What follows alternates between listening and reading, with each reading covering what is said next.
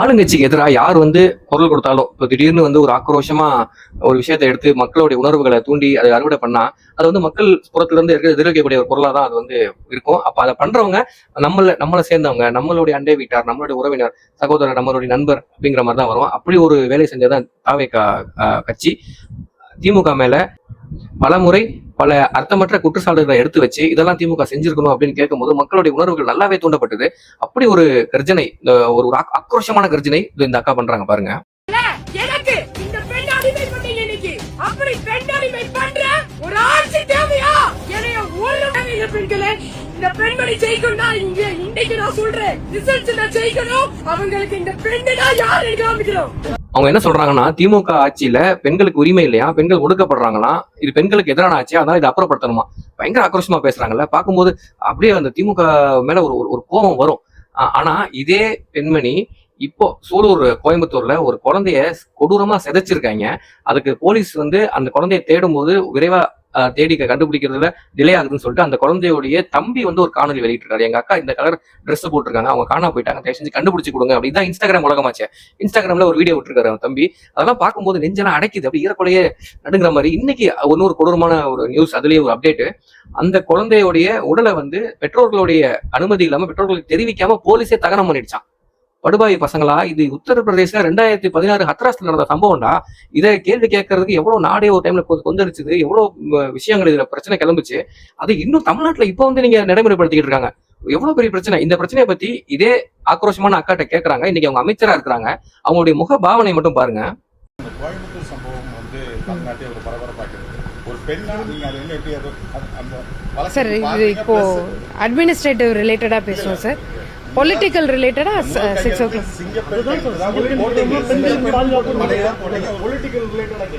பாலியல் சம்பந்தமா நடந்திருக்கிறதுனால ஒரு பெண் என்ற முறை நீங்க அந்த வழக்கு எப்படி பாக்குறீங்க? அதுக்கு என்ன மாதிரியான நடவடிக்கை எடுத்துருக்கீங்க உங்க அரசு, தாவேகா அரசு? தலைவர் என்ன முடிவு எடுத்தாலும் கரெக்டா இருக்கும் சார். என்னமோ ஒரு உள் சிரிப்பு சிரிச்சுக்கிட்டு ரொம்ப மெத்தனமா, ரொம்ப ஒரு பெருமிதமா, ரொம்ப ஒரு என்ன சொல்றேன்னே தெரியல. அவங்க வந்து அந்த ஓட்டு போட்டு ஜெயிச்சு அமைச்சர் ஆனவனே நம்ம தலையில காலை வச்சு ஸ்பிரிங் போர்டு மாதிரி அவங்க எங்கேயோ போயிட்டாங்களாம். நம்ம இன்னும் மக்களா இருக்கணுமா? அவங்க நேத்து வரைக்கும் அவங்க நம்ம கூட இருக்கிற மாதிரி எப்படி சவுண்ட் விட்டாங்க. இன்னைக்கு பாருங்க, நமக்கு ஒரு பிரச்சனை வரும்போது அவங்களுக்கு எப்படி சிரிப்பு உள்ள இருந்து சிரிப்பு வருது. அவங்க என்ன சொல்றாங்க பாத்தீங்களா? பொலிட்டிக்கல் பிரச்சனை எல்லாம் 6 மணிக்கு மேல வச்சுக்கோங்க, இப்ப அட்மினிஸ்ட்ரேட்டிவ் விஷயமா கேளுங்க. இது வந்து பொலிட்டிக்கல் பிரச்சனையா? இது வந்து ஒரு மனித நேய பிரச்சனை. ஒரு குழந்தைய இவ்வளவு கொடூரமா கொண்டிருக்காங்க. அதுக்கு வந்து போலீஸ் வந்து இப்படி அதுக்கு அவங்க பெற்றவங்களுக்கு சொல்லாம தகனம் பண்ணிருக்கு. எவ்வளவு ஒரு அநியாயமான ஒரு விஷயம். இதுக்கு ஒரு உணர்வு பூர்வமான ஒரு துடிப்பு வர வேணாமா?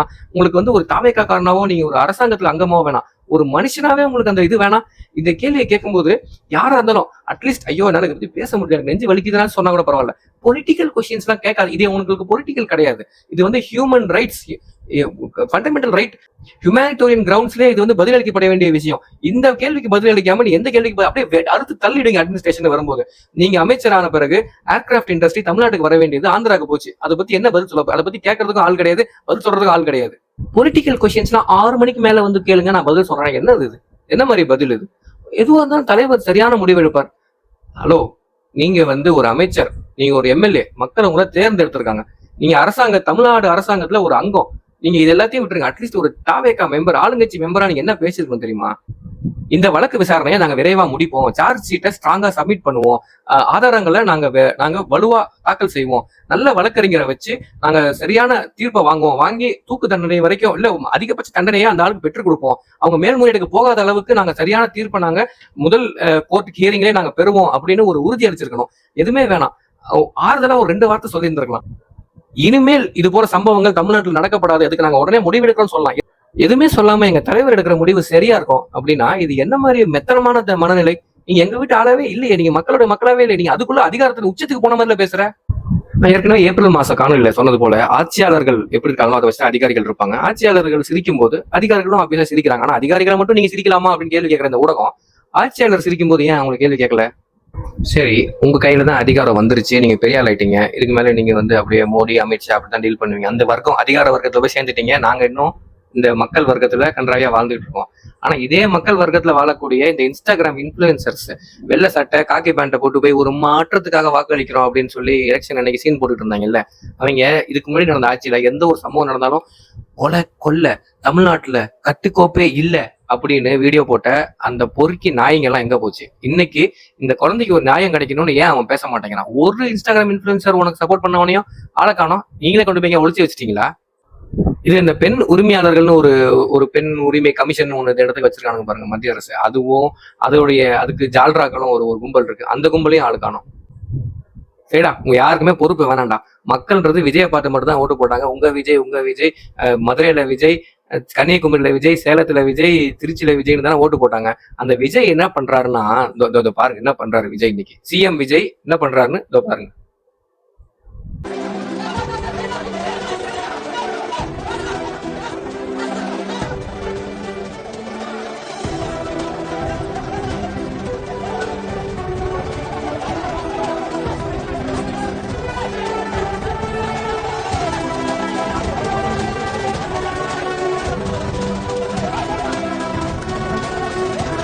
டேய், அவர் சிஎம்டா, என்னடா இப்படி அரெஸ்ட் பண்றீங்க?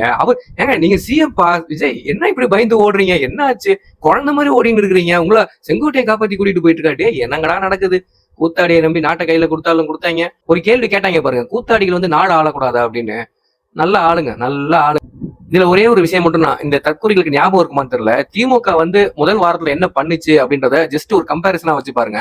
திமுக வந்து முதல் வாரத்துல பெட்ரோல் விலையை 5 ரூபா குறைச்சிது, டீசல் விலையை 3 ரூபா குறைச்சிது, கேஸ் விலையை குறைச்சிது. அதுக்கப்புறம் திரும்ப நடுவண் அரசு மத்திய அரசு என்ன பண்ணாங்க, மறுபடியும் லோட் பண்ணி டாக்ஸ் லோட் பண்ணி திரும்ப கொண்டு வந்தாங்க. ஆனா அட்லீஸ்ட் ஏதோ ஒரு போராடினாங்க.